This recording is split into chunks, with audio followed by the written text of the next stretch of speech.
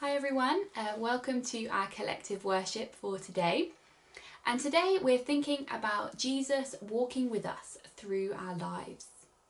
And we're going to begin by watching a video of the Bible story for today. And it comes after Jesus' death on the cross. Jesus had died and his friends were really sad. They were confused as well, and they were fearful that they might end up being killed or put into prison because they were Jesus' friends. It's the Sunday, and there are rumours that Jesus has risen from the dead. Two of his friends head out of Jerusalem, walking to the city of Emmaus. They're confused, they're anxious. They don't know what to make of it all. But then they are met by a stranger who helps them to understand.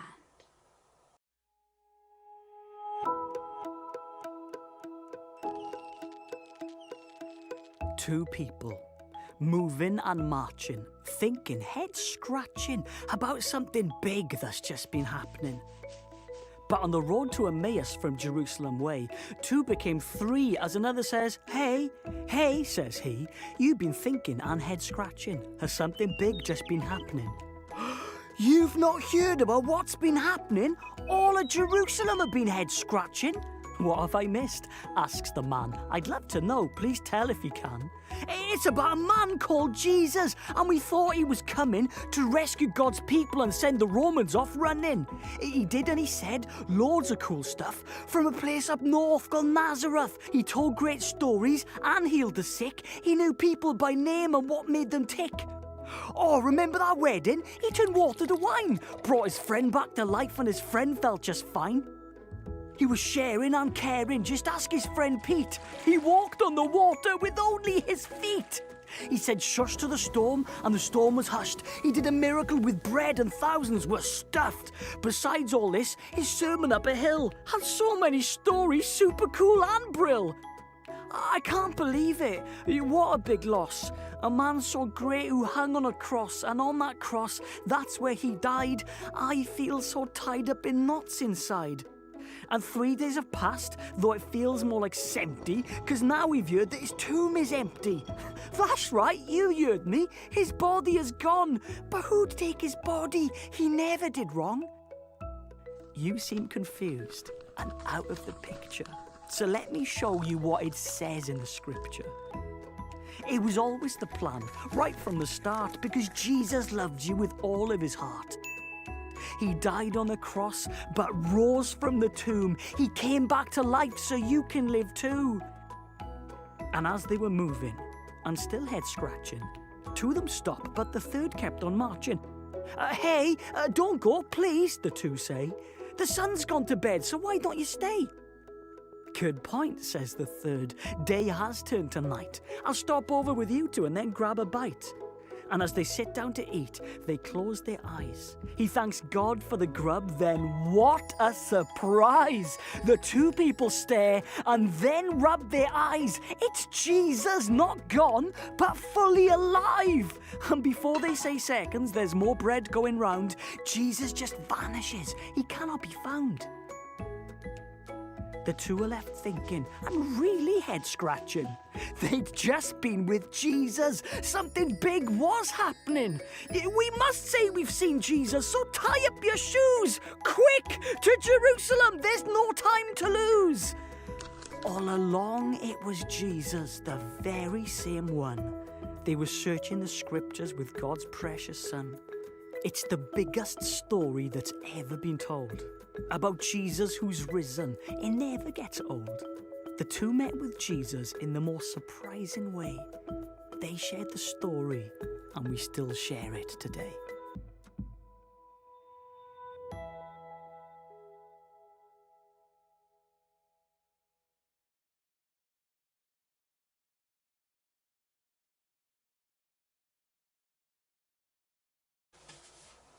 That's a good story, isn't it? I don't know about you, but I've been doing a lot of walking recently. It's a good way of getting out and about to get our daily exercise. And it's nice to get out of the house for some fresh air. And walking is also a good time to chat to people. to chat to your mum or your dad, brother or sister. And now we might even be allowed to chat to other folks from a safe distance. In Jesus' time, they had to walk everywhere. They didn't have cars or buses or even bikes. And that's one of the nice things about this story. The two friends were walking and chatting as they walked to the city of Emmaus. And I'm sure that the walk gave them time to think and to clear their head a bit. And then they were joined by Jesus. Now they didn't know that it was Jesus, did they? They didn't recognise him. And why would they? They thought Jesus was dead. But Jesus walked alongside them and chatted to them, and they didn't know he was there. And this is so relevant to us and to our lives today, because we are promised in the Bible that Jesus walks with us always as well. We just don't always know that he's there.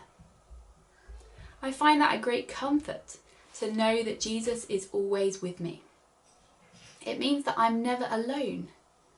So if I feel scared or lonely, I can talk to Jesus.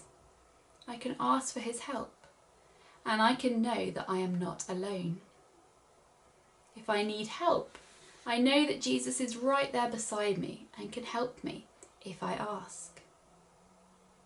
It's weird when you think about it, because we can't see Jesus with us.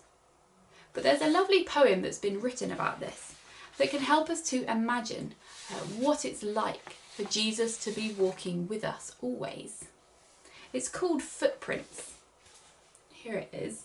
I have a copy of it on my wall in my kitchen, and it reminds me that Jesus is always with me. So I'd like to read it to you now, and I'm going to put some nice pictures on the screen so that you can see them as you listen to the poem. One night I had a dream. I dreamed I was walking along the beach with God, and across the sky flashed scenes from my life. For each scene I noticed two sets of footprints in the sand. One belonged to me and the other to God. When the last scene of my life flashed before us, I looked back at the footprints in the sand. I noticed that at times along the path of life, there was only one set of footprints. I also noticed that it happened at the very lowest and saddest times of my life. This really bothered me, and I questioned God about it. God, you said that once I decided to follow you, you would walk with me all the way. But I noticed that during the most troublesome time in my life, there is only one set of footprints. I don't understand why in times when I needed you most, you would leave me.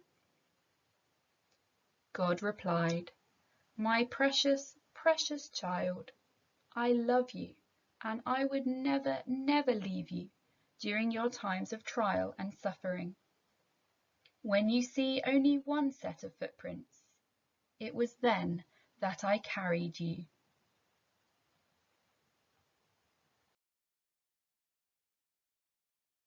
What beautiful words then to encourage us and remind us that God is with us. And even when we can't see that God is there, God is carrying us and helping us through life. So now we're going to join together with a song.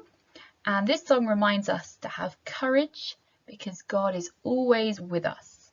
Jesus walks with us wherever we go. So we're going to sing "Be Bold, Be Strong."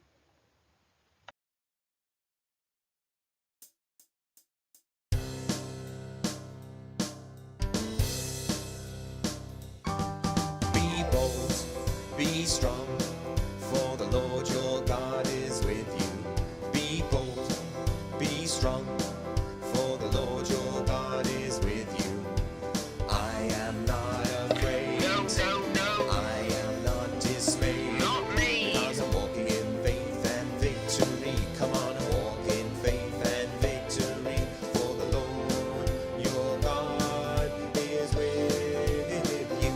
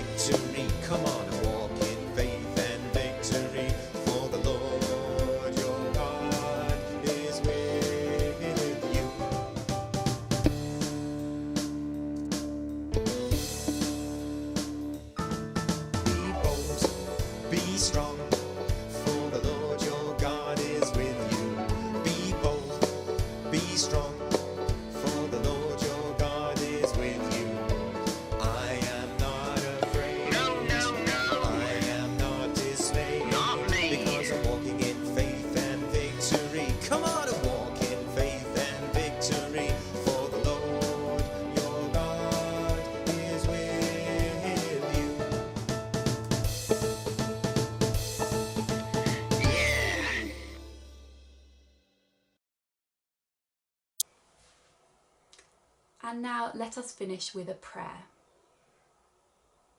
Dear God, we thank you that you are always with us. You walk beside us as we journey through life. Help us to feel you there and to know that you will never leave us, even when we feel very alone. Amen. God bless everyone. Take care and see you again soon.